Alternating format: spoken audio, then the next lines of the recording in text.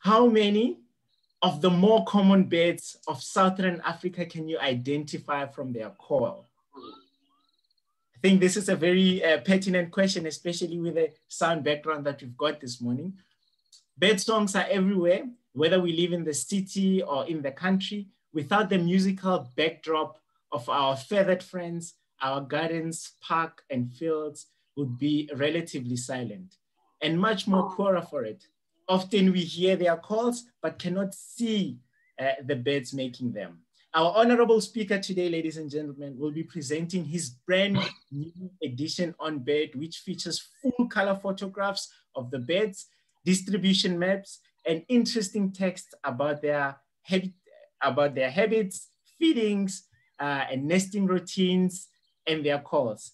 In fact, Mr. Doug Newmank, by profession, is actually an electrical engineer by trade, is an avid and active sound recordist with a keen interest in bird, particularly their calls. He is the author of Bird Calls for Beginners, a brilliant book, which everybody needs to get. It's also going to be on sale for the next few days. And it literally contains 500 common bird calls in Southern Africa. He's a co-author of South African Mammals Made Simple and co-founder of the Simply Birding website, www.simplybirding.com. Now, without any waste of time, ladies and gentlemen, Mr. Doug, what an absolute pleasure to have you with us this morning on the call. We are excited about the talk, as you can see from all the members that have joined us on the call. So without any waste of time, the floor is yours. And to everybody else, I will see you guys on the other side of the call. Take it away, Mr. Doug. Awesome, and thanks for the opportunity to speak this morning. I'm really looking forward to presenting a topic that I'm extremely passionate about, and that's simplifying bird identification, not just LBJs, but obviously this was the tricky topic that we tackled. So the first question really to be asked is, are LBJs as difficult as one would think to identify? And our feeling as authors was, if the topic is approached incorrectly, yes. Part of your problem is not all species fit nicely into a family. Within certain families of birds, a particular bird in that family may not look like the rest of its family members. You also have problems where some species vary in appearance across the region, and these are called races or subspecies. And particularly when you have a detailed work on something like LBJs, there's a lot of information to delve through. And without experience, it may be a little bit of information overload. And in some cases, which I'll get to just now in the talk, there are often generalizations that are made, which sometimes make identification a little tricky. So you'll notice that LBJs is called an identification guide, not a field guide. And for us, there's some key differences between a field guide and an ID guide. So a field guide is a little bit more simplistic, where the large number of races and variations in appearance across the region aren't always treated well enough to bring attention to the fact that there are differences in appearance for the same species. And the context of some of the features that are mentioned are not always made clear in a field guide. And part of the problem here is that you have limited space when you're trying to get 1,000 species into a 600-page book to give some of the species the treatment they require. And quite often, the identification process in a field guide is not what is called entity-driven. It's a data modeling principle we used in LBJs Made Simple to make sure that when you spell out a bunch of pointers, they can only refer to one bird and you don't have the possibility of making a false identification. And quite often in field guides, subjective terminology is used, and I'll get to the problem with that in a minute. So when you look at more detailed ID guides, quite often the races are dealt with in a lot more detail. It's very much context driven, so you might only be speaking about a specific small subset or group of those birds. and you have a lot more space to deal with subspecies. And as I mentioned, particularly with a well-constructed identification guard, it's very much more entity modeled or focused on the fact that a pointer cannot be misused by it applying to another bird as well. And particularly in our book, we strived wherever possible, and it's not completely possible to remove all subjective terminology, but we removed as much of it as we could. So when I talk of subjectivity, the problem with it is that you need previous experience to use it, which doesn't help if you're not familiar with a family of birds or you're fairly new or inexperienced when it comes to birding. And it's often too difficult to use. Further to this, it creates unrealistic expectations when you're flipping through this field guide to make a call based on subjective terminology. And you'll hear terms longer, shorter, larger, smaller, fatter, thinner. A brilliant example of this I would use is if I told you that I've got two friends, John and Fred, and I tell you John's taller than Fred. And one person walks into the room and I ask you, is that John or is it Fred? Well, until you've seen both of them, you have no way of knowing because you don't know how tall the other one is. And this video I'm about to show you is probably the single best example of the problem with subjective terminology. You know, they do say that the Infanta's eyes are more beautiful than the famous stone of Galveston. What? The famous stone of Galveston, my lord. And what's that exactly? Well, it's a famous blue stone. And it comes from Galveston. And what about it? Well, my lord, the Infanta's eyes are bluer than it for a start. I see. And have you ever seen this stone? No, not as such, my lord, but I know a couple of people who have, and they say it's very, very blue indeed. And have these people seen the Infanta's eyes? No, I shouldn't think so, my lord. And neither have you, presumably. No, my lord. So what you're telling me, Percy, is that something you have never seen is slightly less blue than something else you have never seen. Yes, my lord. And that's the problem with subjective terminology. When you read in a book, back grayer than a different bird or slightly more rufous brown, unless you've seen both, that's really not a hugely helpful feature. The next problem when you don't treat everything in context is you end up potentially with pointers out of context. And here's a famous example that I see in a lot of field guides. So these two birds here happen to be the two clapper larks. The one on the right is Cape or Gullis clapper lark, and the one on the left is Eastern clapper. And you'll often see a lovely pointer that says brown back and gray back. Now, if the context is not explained that you mean that as purely a differentiation between these two birds, if you look at the one on the right, and on the left at least, and it says brown back, well, if you flip through the field guide, virtually all of the larks has a brown back. So unless the reader is aware of the context in which brown back is meant, it kind of starts to appear as a meaningless pointer that doesn't make a lot of sense because all the larks have got a brown back.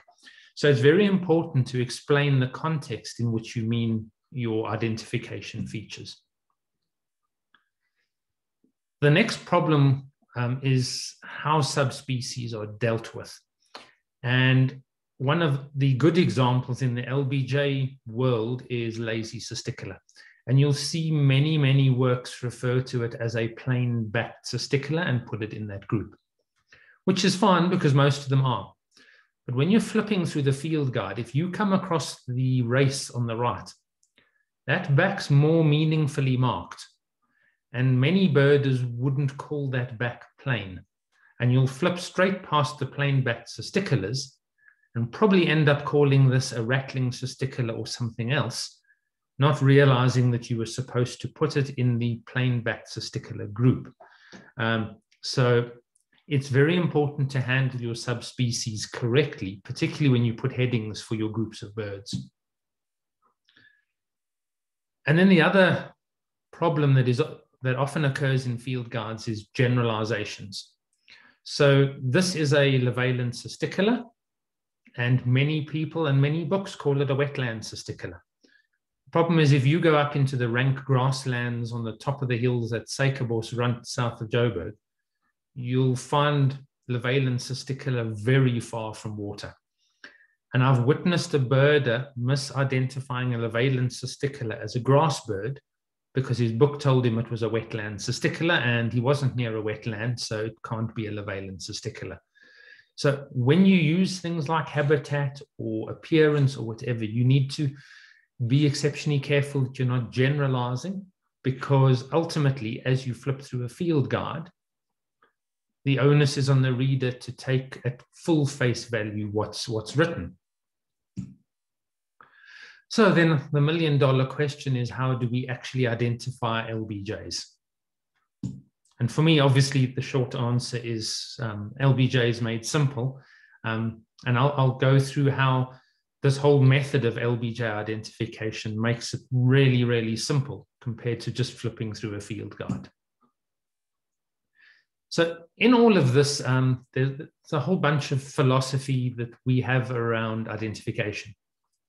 So the first thing, as I mentioned, is to use as few subjective features as possible. And yes, there are cases where you can't get away with it, and you have to. And there may be some additional supportive notes would help to say, look, these are tricky, but here's some other features you can rely on.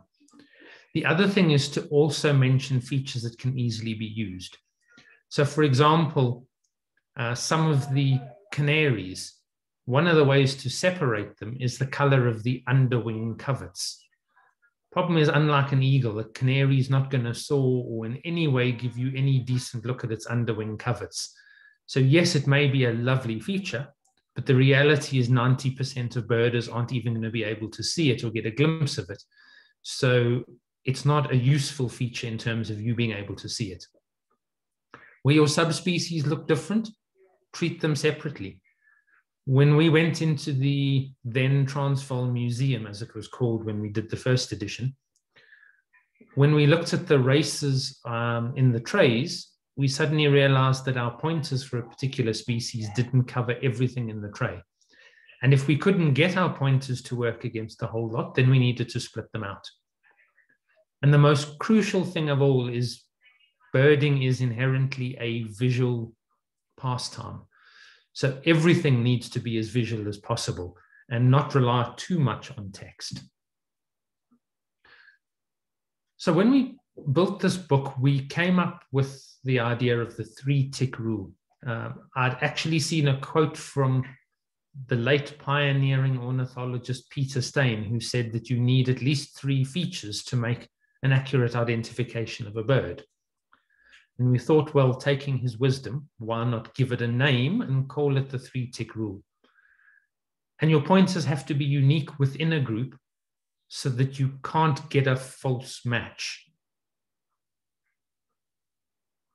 And essentially, your ID features may not only be visual, it may not be plumage, it could be call, it could be habitat, it could be behavior, but you give a bunch of features that are unique to that species within that group.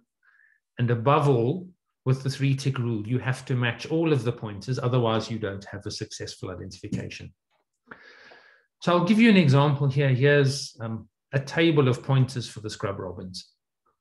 So if we take the brown scrub robin, I've got some pointers there, pale underparts, brown wing with a striking white allula and a brown rump. White-browed scrub robin. Now you'll notice if you have the book or if you do get it, there's some red pointers, and the beauty of red, there are occasions where one feature alone is so unique within that group that if you see that one thing, you know it's that bird. But white-browed scrub robin's got a double white wing bar, it's got a rich rufous rump, and it's got pinkish legs. If we move on to Kalahari scrub robin, wing lacks the double white wing bar. And particularly if you look at those two, that's what a lot of field guides do. They will mention something on one bird and not mention the lack of it on the other. That can potentially cause a bit of confusion as to whether that feature is actually absent or not. So right throughout, where we mention one bird has something, if another bird doesn't, we specifically mention that it's missing that feature. If we go on, it's got a rich rufous rump, and it's got blackish brownish legs, and the last one, Karoo scrub robin, plain brown wing, grey-brown rump, and dark underparts. Now, if you look at this straight off the top, you'll notice the middle two both have a rich rufous rump, and the other two have a brown or greyish brown rump. So already kind of, you split them in half there. Really, then it's down to white-browed scrub robin, Kalahari scrub robin differ on leg colour and the wing markings, and the other two differ really on whether the wing's plain or got that little white allula. So this is how you make sure that there's no way any one of those sets of pointers can apply to another bird. Because even if, for example, you decide that the spots on the wing of white-browed scrub robin, well, of brown scrub robin, might look like two little wing bars, you're still not going to make a successful accidental identification because the rump color will rule it out, etc. So it's very important when you build these pointers, and this is the whole entity modeling process, to make sure that pointers are as bulletproof as possible. If you're in the right group and you match your pointers, you're going to make a successful identification fairly simply. So do LBJs still scare you? Well, we'll deal with how we make it even simpler. So you can't use just 3 pointers for a bird. Ultimately, there's more to it than that, but we couldn't make the bird look like a pincushion with hundreds of pointers. So we broke LBJ identification into 3 simple bite-sized chunks. Each step, again, is primarily visual, has summaries, and as I said, we break it into smaller pieces to make it easier for you. So the first thing you're taught with birding is learn your families. And that's the most crucial thing. It's difficult to make an identification when you don't even know what family you're dealing with. So the first thing you do is you go to separating the families. And here's an example of a page from the book, and I'll go into a bit more detail.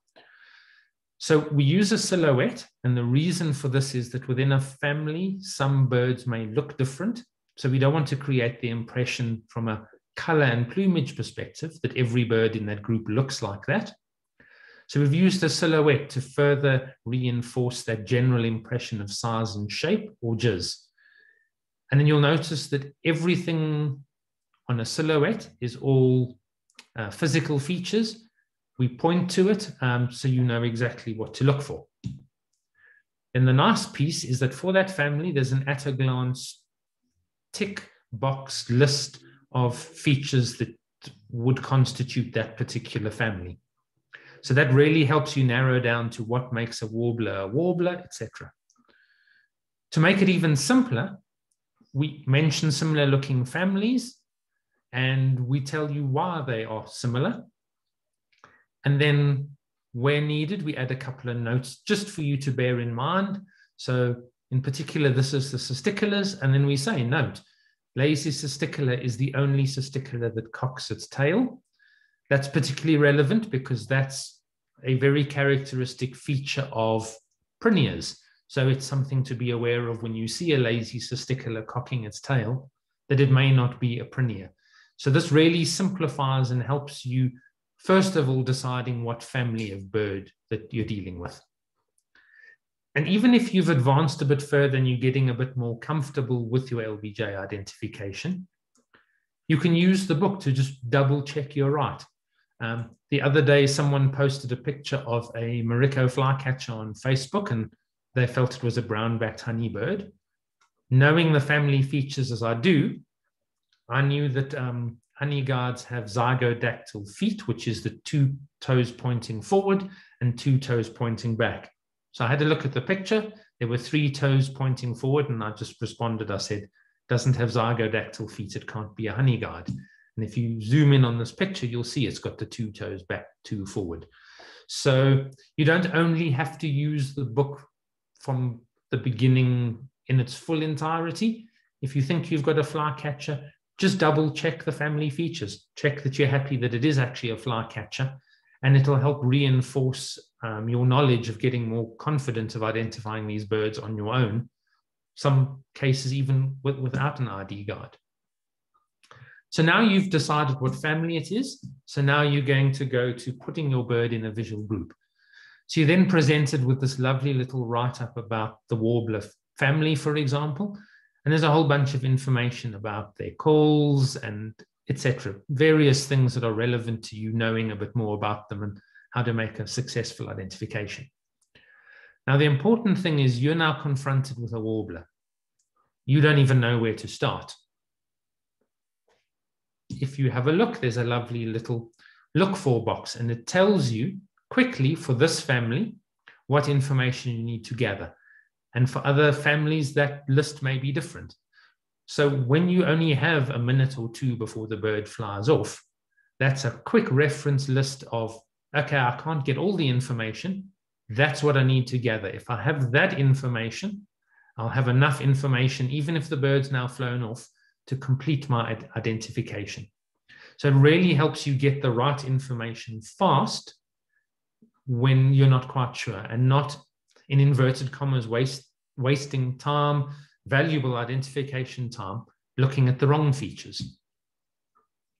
So now you take all this information and you match the pointers to the various visual groups. And you'll see, for example, warblers are split into broad, heavy tail, no white outer tail feathers. Thin tail, no white outer tail feathers, large size. Thin tail, white outer tail feathers. Thin tail, no white outer tail feathers, small size. So you look at your warbler and you decide, I mean, those are fairly simple features to decide what group it's in. They're not onerously complicated for you to put your bird in a visual group. Now you simply make an identification. So you start by matching the pointers, and I'll go into more detail now about what is on these species pages. Just a thing to note, in addition, we spent a large amount of time. We probably spent a month alone on first edition and similarly on second edition with the double page spreads. So what birds were on what page? We don't follow an exact Robert's taxonomic order. If we feel 4 particular birds are very similar, those 4 birds are on a double page spread, that everything you're going to be considered as the most similar are all on one double page spread for you to confirm. So the first thing you'll notice is that, unlike a field guide, the text and the illustrations are all intertwined. I often find with a field guide, as I'm looking at the plate, my eyes go to the page on the left. I read the text, I go back. I'm not always looking at the right picture, and sometimes I get lost as to which picture refers to which piece of text. So this avoids confusion that the picture's with the text. So you don't have to move your eyes back and forth and get lost and sometimes look at the wrong picture and go, but they said white supercilium and I don't see one. And then you'll notice, particularly as I mentioned, the 3-tick rule, we color code everything. So you'll see these lovely little pointers, and they're not just text next to the bird, they point at what you're supposed to look at. So if you're not sure what a nape means, we point at it, we tell you exactly where to look, and you just match the orange pointers. In some cases, for example, with some of the warblers, we may need habitat, so there aren't enough visual features alone. We color code the text in the book to draw your attention to the fact that that's one of the things you need to read. So you won't have habitat orange for every bird. We only color code where it's relevant. So essentially drawing your eye in the field to only the information you need to consider to make an identification. You can read the black text later. That's nice to have, nice to know. But if you only focus on the stuff that's in a color, that's all you need to make an identification. And then finally, there's a call section. And many of you who've got the new Sassel birds of Southern Africa would have seen those barcodes with the Struik Nature call app. We use the same thing. And in many cases, you'll see, for example, here it says with comparative track. There's a comparative track that tells you for similar sounding birds how to separate them. And finally, at the bottom, like we did with separating the families and the look for box in about the family, there's an at a glance block that tells you for this bird, those are the only 3 features you need to worry about. Everything else is irrelevant. We tell you what's similar looking. We tell you what sounds similar. And then above all, virtually every species has a nice note that adds additional reinforcement to help make it simple. So in this case, we're dealing with Gnasner and Barrett's warbler. We tell you, fairly distinctive in appearance and behavior, but call is still the best guard. And then we specify there's a slight range overlap with Gnasner warbler along the Eastern Cape coast, but the 2 species can be separated on the shape of the tail. What we've done here is taken all those little discussions that you see on Facebook and all over the place, where one birder in an identification discussion sticks his head up and he says, you do know there's almost no range overlap, and where they do, it's such a small range, and it's best to use the shape of the tail. All those conversations that you've seen happening for years on various social media platforms and emails and wherever else. We brought all those simple gems of knowledge into these notes to say, here's how a lot of the experts would do it where there's range overlap, where there's confusion. And then I mentioned the comparative track. So birding by ear is very important, particularly with LBJs. And it's all good and well knowing a couple of easy calls. Most people know what a black-collared barbet sounds like. Everyone can identify a fish eagle by call. But when you get to very similar sounding LBJs, it becomes a bit tricky and you need a bit of practice.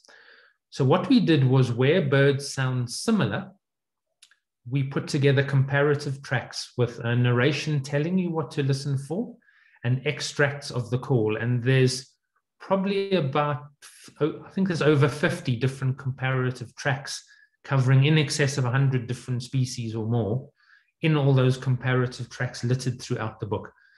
So I'm going to play you an example of one of these comparative tracks that you can hear what they sound like. Separating wing-snapping, cloud and desert cisticolars and nediki on call involves listening to pitch, note inflections and tone. Wing-snapping cisticolar has a distinctive I'm airs, airs, airs call, with the important characteristic being the inflection on the airs note. Listen first to a single phrase at half speed.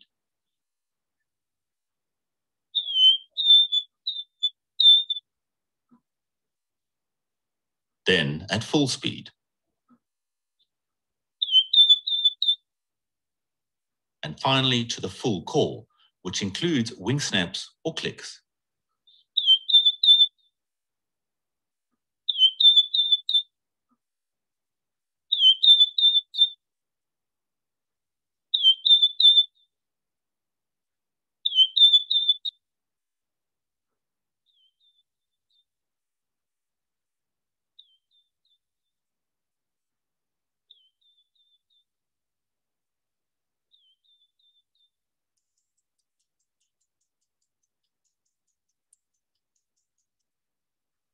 Desert cisticolar's call comprises a repeated series of high-pitched notes on the same frequency.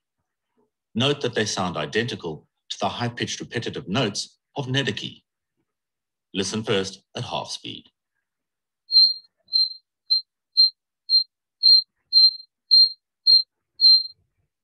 And now at full speed.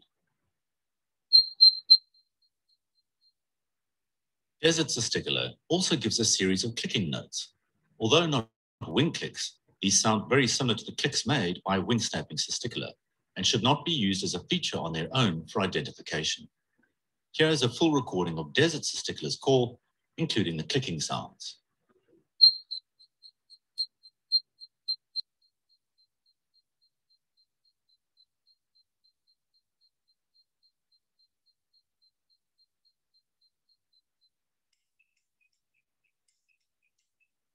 Now listen to a comparative clip of wing snapping cisticolar.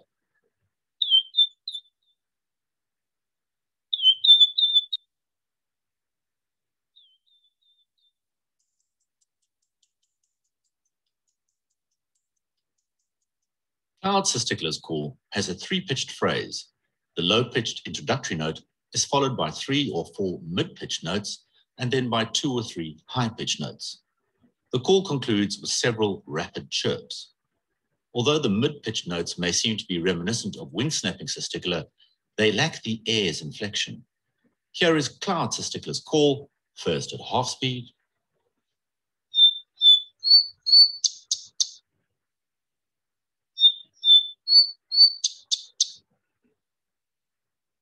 and now at full speed.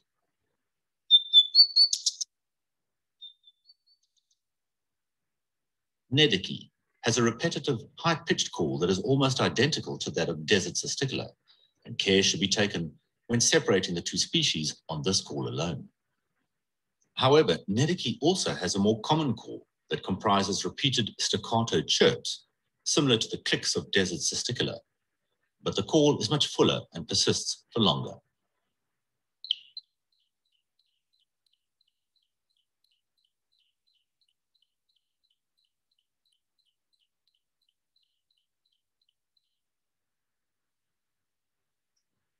So that's just one comparative track, and there's, as I say, over 50 of them throughout the book.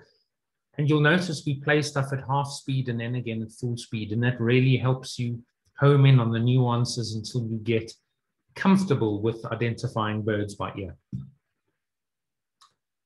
So in all of this, I haven't dealt with subspecies at all, although I have mentioned it. And I'll go into now how we deal with subspecies in the book and how it simplifies identification. So let's take rattling cisticular, for example. There's a staggering 17 subspecies in our region, and some of them look different. So if you look here, and I've circled at the top there, this is a plain back group, but we've put rattling cisticular in there, which at face value would seem a bit odd. But specifically, the Procerus race in breeding plumage has a very, very plain back. So not only have we put it in this group so that when you see it and you go plain back, you will end up in the right place. You'll notice the map, we have only given the distribution of that Procerus race. It doesn't help giving you the distribution of the whole of rattling cisticular, because that will mislead you that this Procerus race occurs throughout the country, which it doesn't.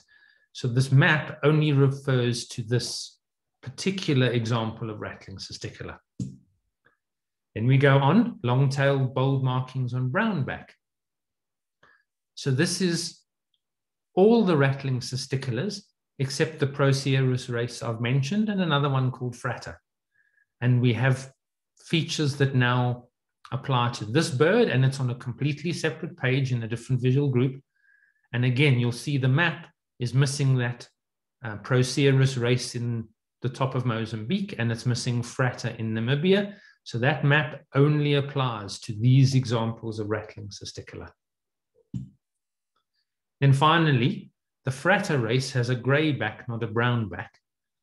And we've put it in gray back with markings as well. And now we give you the map only for where that particular visual variation of rattling cisticular occurs. So essentially, rattling cisticular is handled 3 times in 3 different groups on 3 separate pages. Those maps on each of the 3 pages are different, showing only the distribution for the variations we're talking about to avoid confusion. And therefore, you only need to consider that race of rattling cisticular when you're in that part of the country. It really splits it out simply to avoid any confusion when you have all the races on one page and all the different color variations. Then you've got to check a key under the map to see where does subspecies 1, 2, 3, and 4 occur. This really splits it out completely visually independently. But of course, the next question is, surely LBJ identification can't be that simple. There must be more to it than that. And of course there is.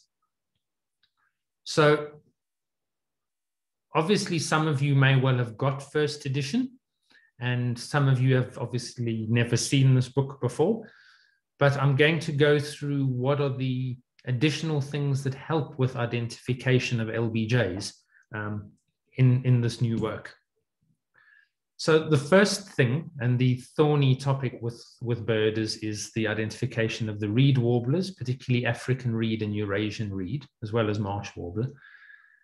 And unless you're a really, really experienced birder, and even many experienced birders will stick their hand up and say they can't be separated in the field, you need wing formula. So in the first edition, we just said not separable in the field. We felt let's at least give birders something for these two particularly difficult birds. So if you happen to get a really fortuitous photo where the wings fanned out as it's flying, you could actually make an identification using wing formula. So we've put the wing formulas of the reed warblers in the book, which wasn't there in the first edition. The next thing we did is you have all your aerial displaying cisticulars. So zitting, cloud, desert, pale crowned, wing snapping. And we've shown you what their flight paths look like, because not only are their calls vitally important because they look so similar, they call while displaying, and their flight paths kind of match how they call, and they fly very differently and how high they fly. So here's a quick, simple visual reference guide to tell you how they fly and how they display. For the cisticulars that are very habitat bound, most of the time you actually identify those particular cisticulars on their habitat and distribution. So we've simply given a very nice quick lookup table where you can go through this table and make a quick identification based on habitat and distribution. The beauty of this is you don't have to flip through 6-7 pages. You can, but using this table for this particular group, you can look at this table and make an identification in less than a minute. Then the particularly difficult group of rufous-naked, flappet, and clapper larks. They are quite tricky, and a lot of people confuse them because they look so similar. We've added a lovely double-page spread, including the sonograms, because calls are important, to specifically give more emphasis on how to identify these particular tricky group of 4 birds. We've also updated the habitat photos, and we try to include a lot more, because ultimately it's all good and well talking about a habitat, but if you as a birder haven't birded much and you haven't seen a habitat, or that particular habitat, what you will find is that you'll battle to recognize a habitat based on the words in the book. So we've littered the book with pictures to show you what the habitat looks like, and it's particularly relevant where habitat is important to identification. You can get some idea of what the habitat is. So in addition, what else we did in updating the book was we added the new species for the sub-region, so Upsher's warblers in there, rufous-tailed scrub robin. And then we did what we thought was the tricky weavers, but we left out the 2 golden weavers. So we felt, seen as we're doing a rework, it wouldn't hurt to just add these 2 in, and then we've covered all of the weavers. So those have been added in. Species that are no longer relevant, such as Kimberley and long-tailed pipits, they've been removed because they're no longer species. And over time, we've chatted to people who've used our book, found out what works for them, what doesn't work for them, where they found there were possible problems, and really given much greater focus to subspecies, and specifically, as I showed you, the subspecies specific maps. In the first edition, we just had the species maps. So when you had the different races, we didn't specifically show that their distribution differed. So that we've also improved. And in the first edition, there were a lot of calls missing that we didn't have.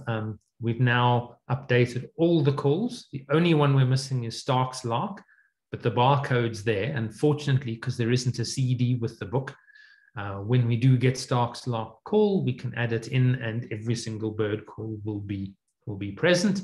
And it allows us the opportunity to also update comparative tracks and all those sorts of things. as we go, because it's not bound to a CD attached to the book. And the most important thing is the calls now use the Simply Birding Nature Sounds calls. We've put a lot of work into cleaning up these calls, and you'll notice with this book, the calls are simply put, world-class, I would call it.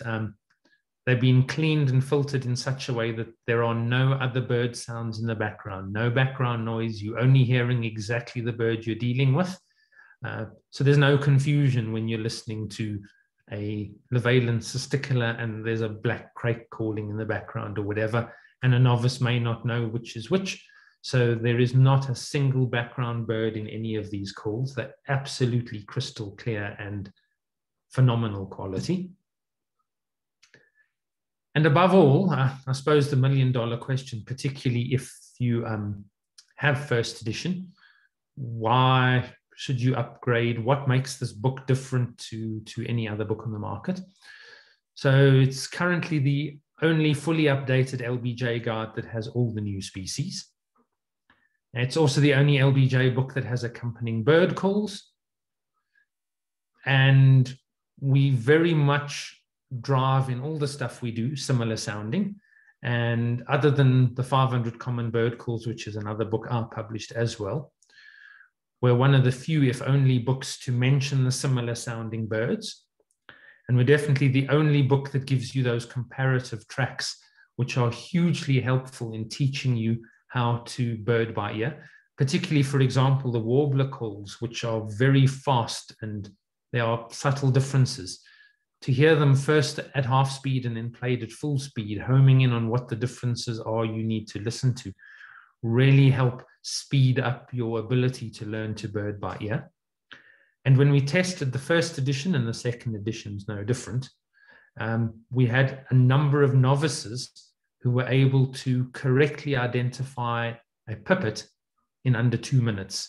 And for people who've hardly ever picked up binoculars, the fact that they could get to pipits and correctly identify them in under 2 minutes really speaks to how breaking LBJs into a 3-step process really makes it a far, far simpler method of identification than flipping through a field guide, maybe not knowing what family you're dealing with, not understanding the nuances, particularly of what the pointers may mean in context, and where things aren't, where races aren't split out into different visual groups. For example, the, in inverted commas, plain-backed cisticola of lazy cisticola. So yeah, if you want LBJs to be simpler to use, that's really how you go about it. You literally just, it's almost like in a software term, it's an identification wizard for LBJs. And that's it. Mr. Doug, amazing. Just to reiterate, only fully updated LBJ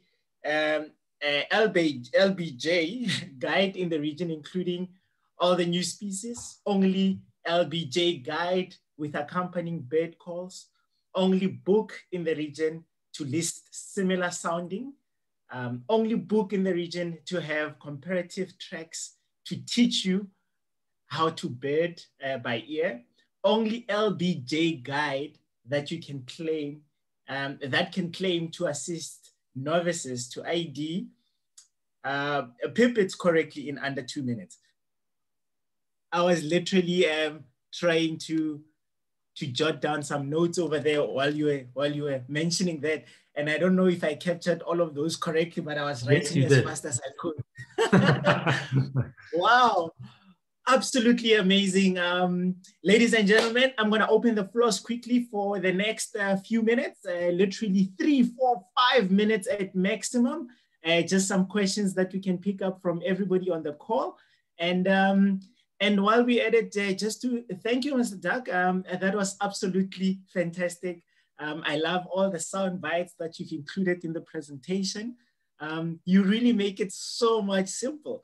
For some of us with kids, grandchildren, I think this will be an awesome addition to have. And also for us that love going out, hiking, going out in the wild, and just, walking about. I think this is a useful tool to have with us to be able to identify birds. And I can tell you now that I think my friends are going to be quite impressed with me on our next walkabout. Yeah, hopefully. Because I'm going to be like the scientist of the group, All right. Let me take a few questions. If you have any questions, ladies and gentlemen, please post them on the Q&A, and we will be happy to read them out so that Mr. Doug can tell us a little bit about what he's presented or the question that you might have. Now, a lot of great comments coming in saying thanks. Some of the emojis that I'm seeing on the chat line, I've never seen before. It shows that you've got enthusiasts in the house. They're just saying thank you in so many different ways. Awesome. Now, Nicole Mayer says, hi, Mr. Doug. Have you considered introducing a feature in the sound app that the user can record a sound and the app recognizes the sound and suggests the species? Not sure if you got that. Yeah, hit us up.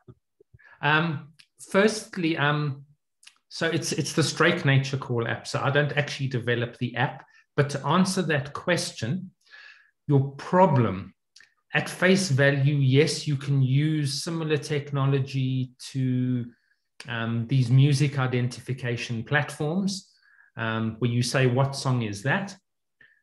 Your problem is that a microphone in a phone is not that great, and it's not directional. So you're going to pick up 2, 3, 4 other birds.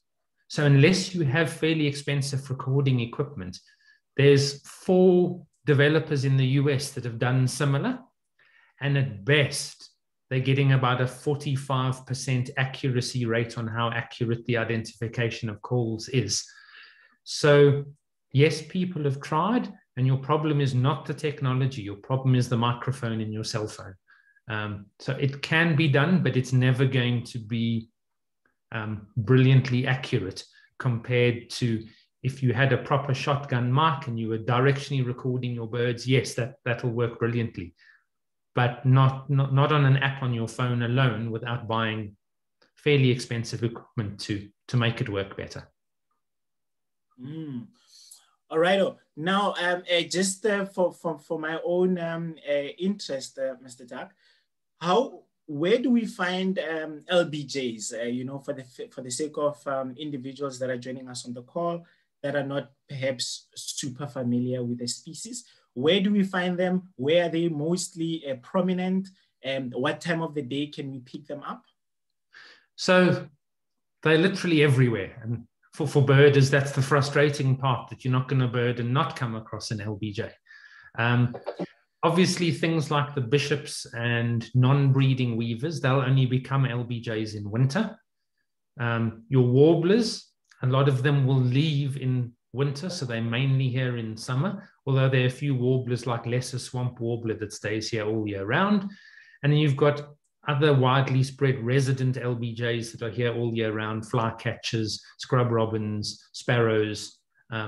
So yeah, I mean, wherever you go, you're going to encounter LBJs, some only in winter, some only in summer, and some all year round. Awesome. A lot of the comments that are coming in, and I see what I love about the comments that are coming in is that individuals, are asking specifically how is the book going to work in terms of identifying the sounds. And I think you've illustrated that quite nicely in your presentation. I don't know if you want to take us through that just a little bit, one more time. Yeah, so basically you only have to worry about the call if you're trying to make an identification and the call text is colored red or orange. If it's black, you can identify the bird without the call, then you don't have to worry about it. If there's no comparative track, if it just says call and doesn't say with comparative track, then it means that call is very diagnostic and easy to recognize, like a Levalent cisticola. It's quite a diagnostic call and easy to recognize when you hear it. Where it says comparative track, then obviously you'll listen to the comparative track. It'll tell you what the subtle differences are, and then you try and pick out from that which one you're listening to. So that's really how that process works. And because the Struik Nature app works with the book, while you're in the field, you scan the barcode, you can hear the call, you can hear the comparative track. So you can do it all while you're in the field using the book. Awesome, awesome. I've got a question.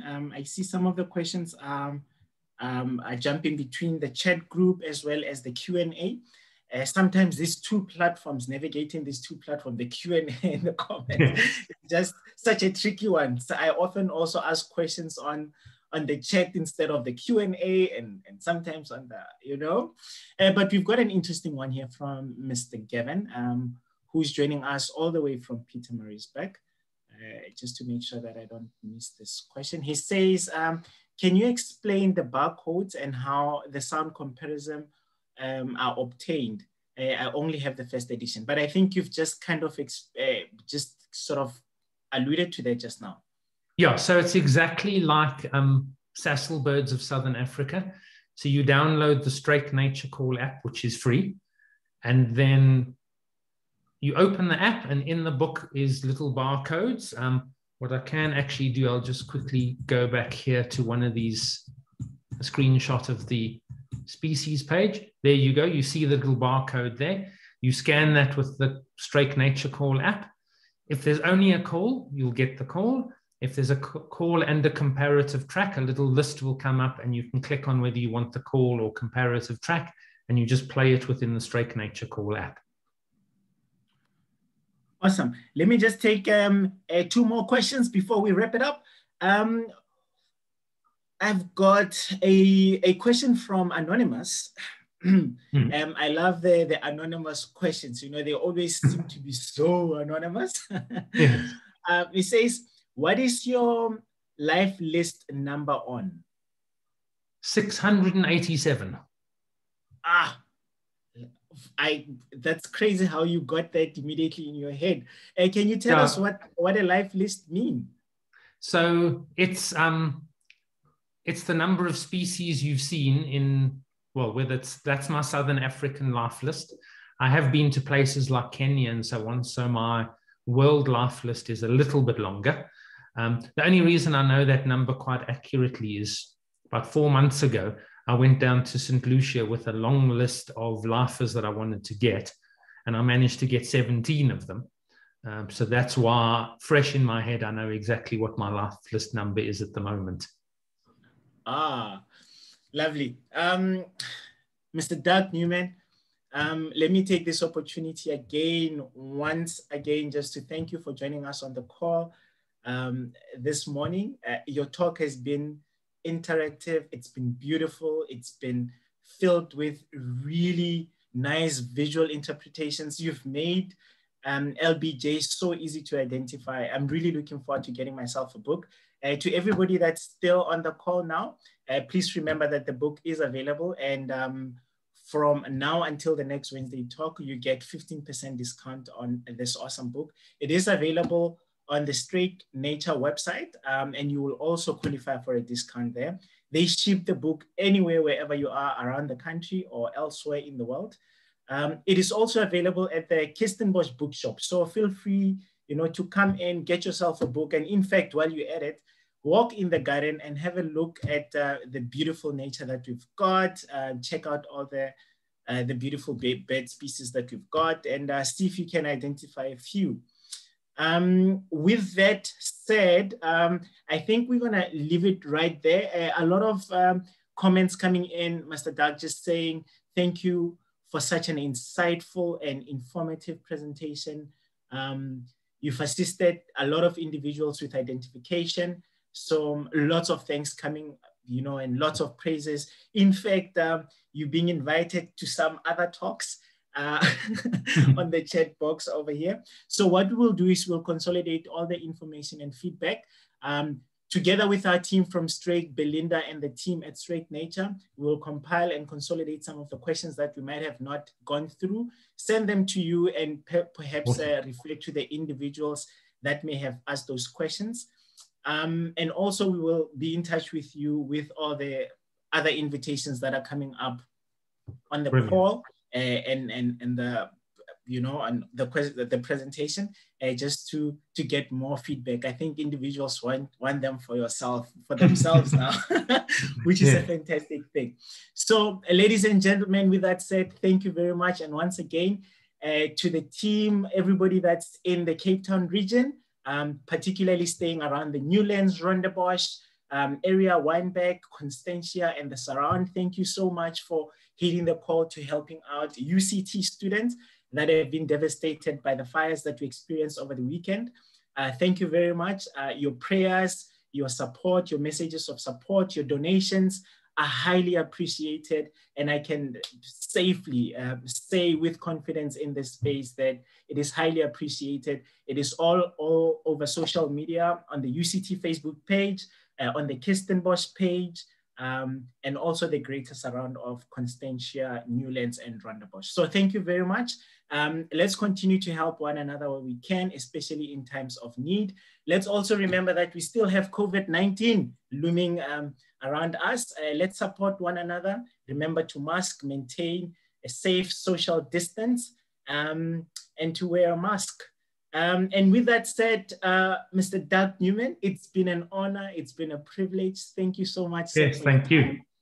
We look forward to welcoming you again in the talk, in one of our series. And if it's not this platform immediately now, it will definitely be on other social media platforms or other platforms with great interest. Yeah, thanks for the opportunity. Yeah, awesome stuff. The book is available at the Kirstenbosch bookshop, so go out and get yourself a book. With that said, thank you, everybody. Have a fantastic day until we meet again in the next Wednesday talk. See you soon. Bye, everybody. Cheers. Cheers. Have a good one.